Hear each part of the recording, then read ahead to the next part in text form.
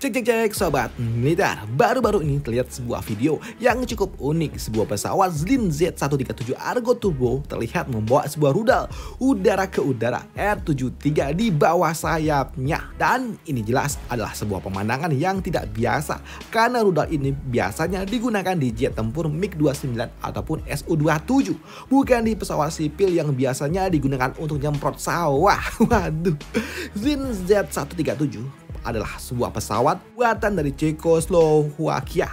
Awalnya dikembangkan untuk tugas-tugas seperti nyemprot pestisida ataupun nebarin pupuk, bukan untuk perang. Sementara itu, rudal yang dibawanya adalah R-73 yang merupakan rudal yang dikenal oleh NATO sebagai AA-11 Archer. Dan ini adalah sebuah rudal jarak pendek berpemandu infrared dengan kecepatan hingga 2,5 Mach dan jarak jangkauan sekitar 40 km. Dan biasanya senjata ini juga digunakan bersama dengan radar dan juga sistem bidik canggih di sebuah jet tempur, sehingga pemasangannya pada pesawat semprot ini merupakan sebuah langkah improvisasi yang tidak biasa.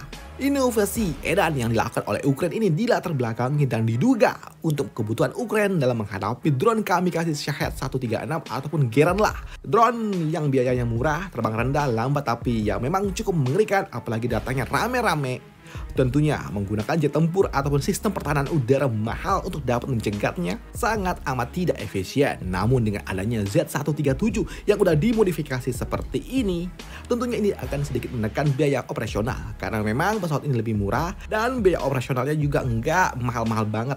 Jadi ya suwelah jika hanya ingin mengejar drone Shahed 136, walaupun memang rudal yang dipakai yang enggak murah-murah banget juga.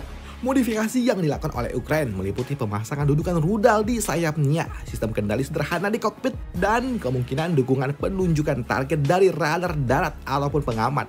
Meski pemasangan rudal menambah beban dan juga dapat mempengaruhi kestabilan pesawat, tapi dari uji rekaman yang ada menunjukkan pesawat itu baik-baik aja pun.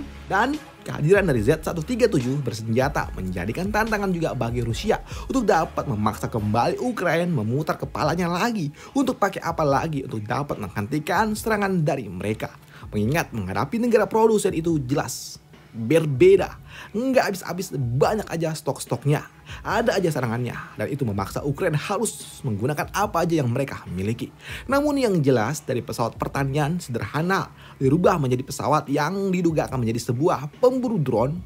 Zlin Z137 Argo Turbo menjadikan sebuah bukti bahwa dalam peperangan modern, inovasi dan juga kemampuan beradaptasi seringkali menjadi sebuah faktor penentu.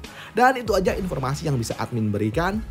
Silahkan baku hantam di kolom komentar, dan jika ingin menambahkan, tambahkan aja di komentar, nanti gua pin kalau misal informasinya berguna dan juga bermanfaat. Bye, thank you.